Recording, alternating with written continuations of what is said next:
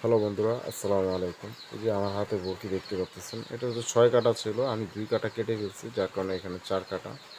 আসলে এটা আমি বাজার থেকে কিনে আনছিলাম, ভাবছিলাম যে বরকিগুলো ভালো।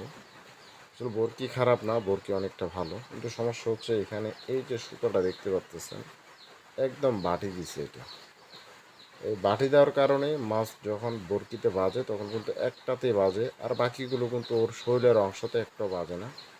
আর আপনি যখন একটু সুতা যখন এটা কিন্তু আমার হাতের বাঁধানো, যখন এটা একটু বড় দিবেন, তখন মাছ যখন বেশি লড়বে তখন কিন্তু ওর শরীরের মধ্যে প্রত্যেকটা বরকি বেজে যাবে, মানে দমদম বাজে যাবে।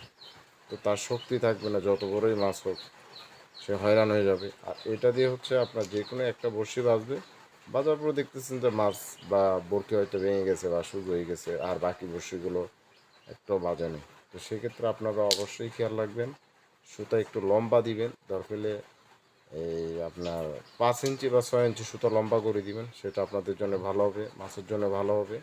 যাতে একটা বরকি খেলে বাকিগুলো যা আছে সবগুলো তার শরীরের মধ্যে গেঁথে যাওয়ার সম্ভাবনা বেশি। এটাই মনে করবেন এটাই। আর আমি এখানে বরকি দিয়েছি যে 10টা, এগুলো আমার হাতের বাঁধানো, আর এটা হচ্ছে দোকানের। এই সেট বরকিটা আনছিলাম যে 90 টাকা দিয়ে, এক সেট, মানে 6টা বরকি।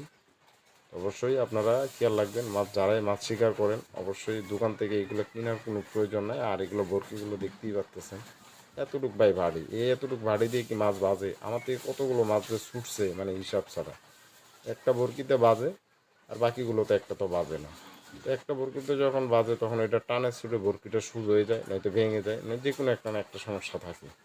আর এটা দিয়ে আমি এই যে আমার হাতে নিজের বাঁধানো, এটা দিয়ে যখন একটা যখন বাজে আর বাকি যতগুলো বরকি আছে সবগুলো তার শরীরের মধ্যে যায় গাতে। এতটুকুই বন্ধুরা, ভিডিওটা আপনাদের ভালো লাগলে অবশ্যই লাইক করবেন, বেশি বেশি শেয়ার করবেন। আর আমি যাতে সবসময় ফিশিং ভিডিও করি আপনাদেরকে দেখানোর জন্য, বাট এটাই। আর ইনশাল্লাহ মাছ ধরবো, আর যাতে এখন রাঙামাটিতে প্রচুর পরিমাণে বৃষ্টি, আর বৃষ্টির কারণে আমরা মাছ শিকার করতে